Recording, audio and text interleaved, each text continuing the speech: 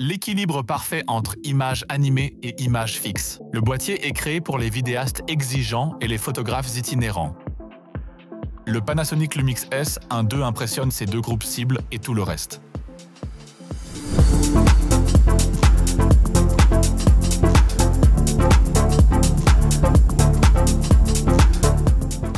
Il y a quelques mois, Panasonic a annoncé le S1R II, une caméra pour les photographes qui veulent faire des vidéos professionnelles. Avec le S1 II, la caméra la plus récente, la priorité se déplace vers le créateur de vidéos, sans trop sacrifier dans le domaine de la photo. L'une des plus grandes nouveautés du S1 II, c'est le capteur, qui est partiellement étendu. L'autofocus est également nouveau. Celui-ci a été entièrement modifié, l'IA a joué un rôle à cet égard. Cela permet de mieux reconnaître les visages, même partiellement couverts. Panasonic a ajouté d'autres sujets à ses caméras les plus récentes. Par exemple, des humains aux animaux, des voitures au train. Ils ont également élargi la section des personnes pour inclure les sports urbains. Le mode autofocus pour les sports urbains offre une mise au point encore meilleure sur les skaters et les freerunners. Pour tester ça, on est sorti avec un skater. Honestly, I don't know who the fuck to trust. Is she my friend or my foe? I'm a extra draw. Yeah, she give me that claim I was wrong. I remember back when I was younger, I was happy. Now they feel like no one understand me. I'm good at artists, silly, I'm bought, damn it. Le S1 II peut enregistrer des vidéos 4K jusqu'à 100 images par seconde, jusqu'à 25 images par seconde en 6K. Pour un véritable ralenti, on atteint jusqu'à 240 images par seconde en Full HD. Comme le Lumix S5 II, cette caméra peut filmer en mode Open Gate. Jusqu'à 25 images par seconde en 6K, jusqu'à 50 images par seconde en 5,1K. Open Gate signifie que l'intégralité du capteur est enregistrée. Ainsi, en post-traitement, on bascule facilement entre les images horizontales et verticales.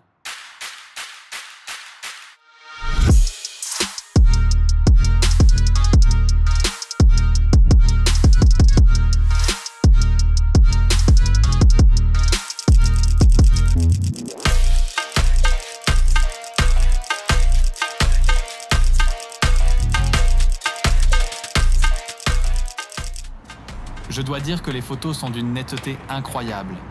C'est dû à la bonne stabilisation de l'image et à la mise au point automatique. On dispose de 8 arrêts et de 5 axes pour stabiliser l'image. Il ne faut pas se soucier de la stabilité. Il y a aussi la fonction LUT en temps réel qui permet de créer une LUT soi-même où un filtre est intégré au JPEG. Ainsi, on peut vite choisir la meilleure photo et la partager sur les réseaux sociaux. Les LUT se téléchargent dans l'application Lumix Lab. J'en dirai plus dans un moment. Notez que les photos RAW restent inchangées. Cela permet de les modifier de manière approfondie ultérieurement.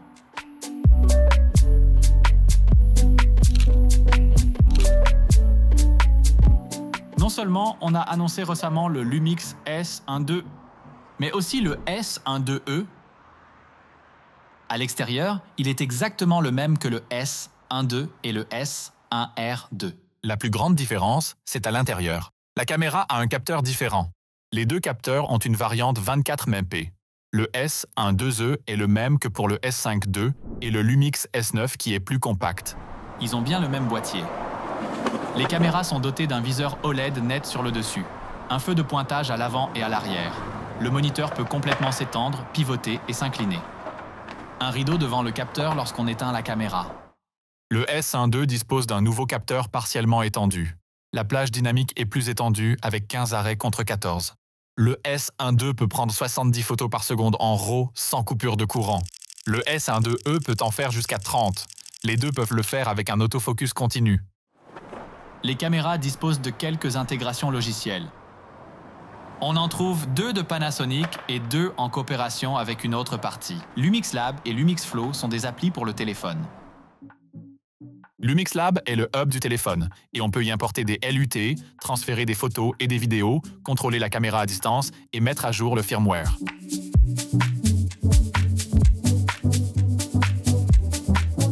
L'application de Lumix Flow est une extension de la caméra. On peut l'utiliser pour créer un storyboard.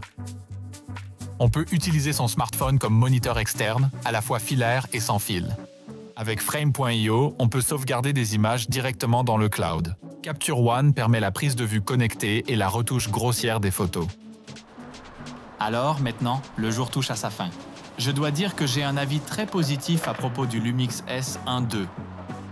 Un autofocus efficace et amélioré et une stabilisation d'image inégalée.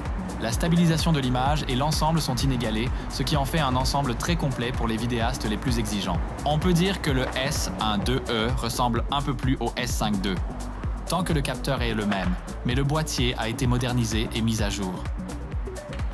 Le S1 II et le S1 IIe sont deux packages très complets. Merci d'avoir regardé, likez, abonnez-vous et à la prochaine. À plus.